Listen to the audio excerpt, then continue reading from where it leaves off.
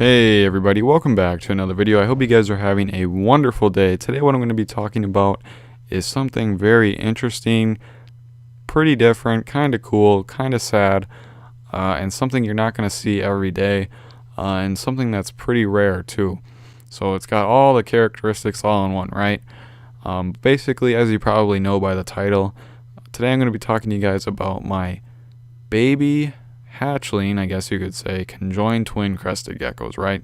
So earlier this morning I hatched out something I never thought I would see, and I thought I would give you guys kind of a story of how this happened, maybe why it happened, what I did, and my thoughts on it. So basically this whole story starts a couple days ago, right? So I have two baby crested geckos incubating from King and Fall. King and Fall are just two nice tricolors of mine. I'll have their pictures on screen right now so you can see what they look like if you were curious. And there's nothing really different about them. I've had babies from them before. I just got a baby a couple days ago from them. The baby's doing great, nothing wrong with it, all that. And nothing really different about them. So this baby hatched about 4 days ago to when I'm recording this on a Thursday. So usually clutch mates hatch together. And what I mean by this is, let's say you have a crested gecko. Usually they're supposed to lay 2 eggs, right? So they lay the 2 eggs, they sit in the incubation chamber or box or wherever you have them.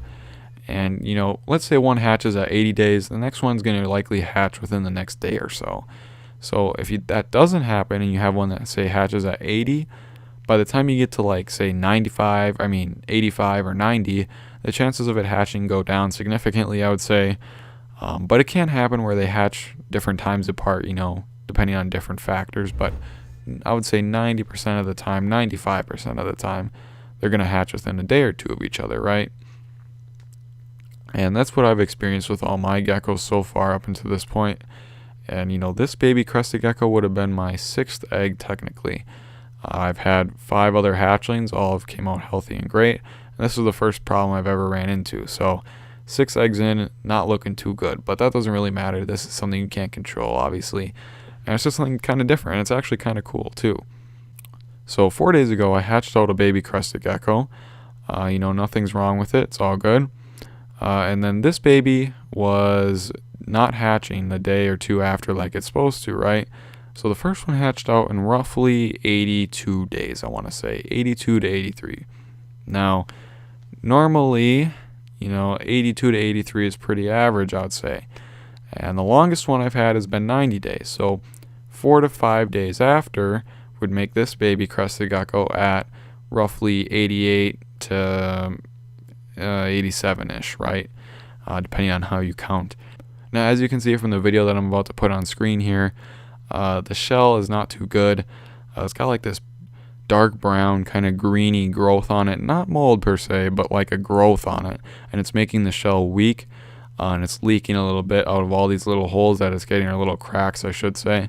So it's not doing too well. And I apologize that this video is formed in vertical, not horizontal, but it was on Instagram first, and I didn't take any videos of the baby geckos themselves. I'm not sure why. I apologize. But anyway, the egg's in kind of bad shape, and there's a couple things that might have led to this.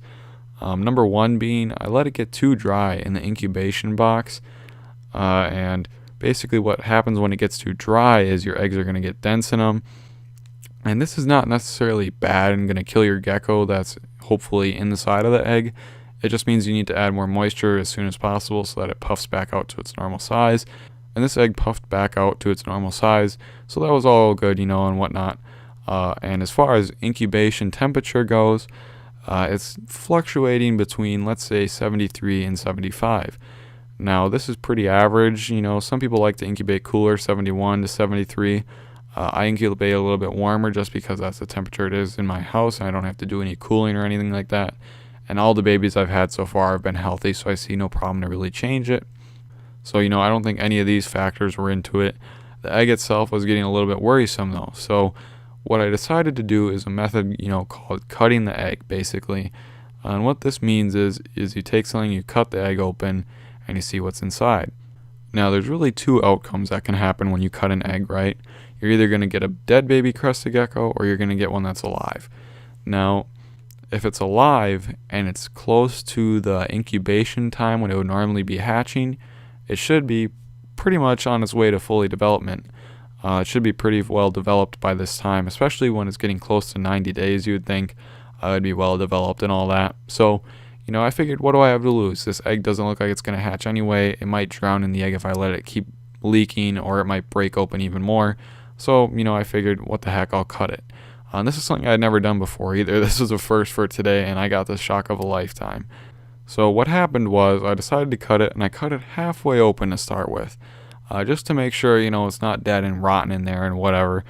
But I cut it open, and I saw a baby crested gecko on top. It looked fully formed. It was moving. I saw the tail, and I was like, this is great. I saved this baby crested gecko from maybe a possible death, and, it's alive and whatnot. But then I was looking at it more closely, trying to get the egg away from it, and I realized that there's 2 tails on this gecko, and I'm like, that's not good. Either this one has 2 tails, or there's another gecko in the egg. So I took it all the way out, cut it all the way out, and I realized there's 2 geckos in this egg.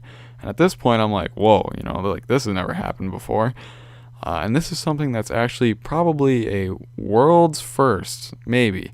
Not on YouTube, but in general, it's pretty rare where a gecko hatches out and it's alive with a joined twin. Now, I didn't initially know it was a joined twin, but one of the geckos was alive. Sadly, one of them was dead. So this is where I started running into issues. Now, let's say that both of the geckos were alive, right? This wouldn't have been as bad. Now, unfortunately, they were conjoined at the stomach.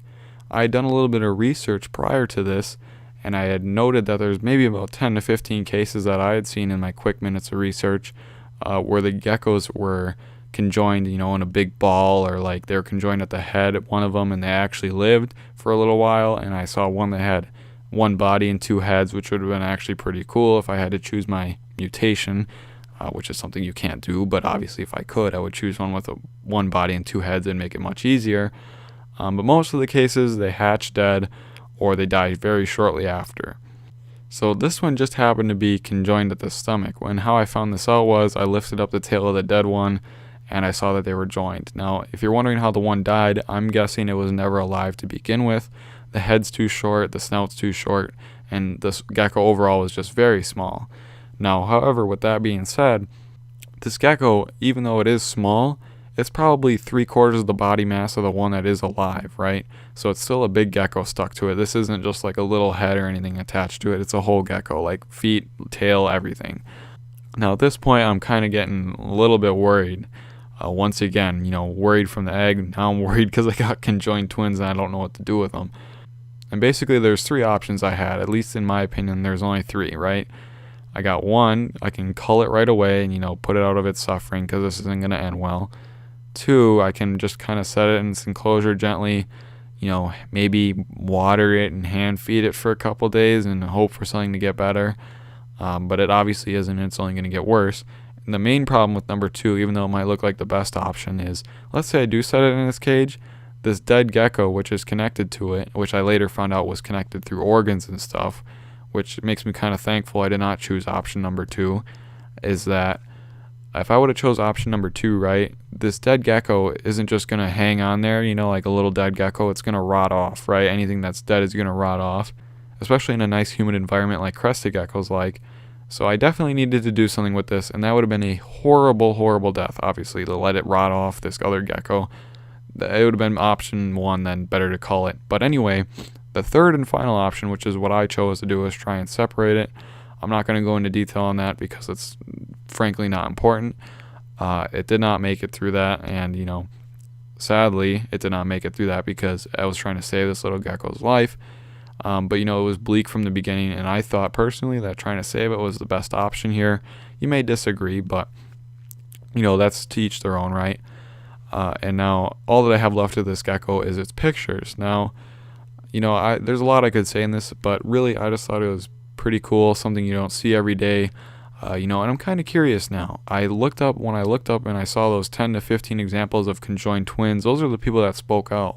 If you've ever had conjoined twins, whether you're a breeder or a hobby breeder or whatever, I'd like to know down below in the comments, just because what are the chances this happens to me when I've only hatched 6 crested geckos?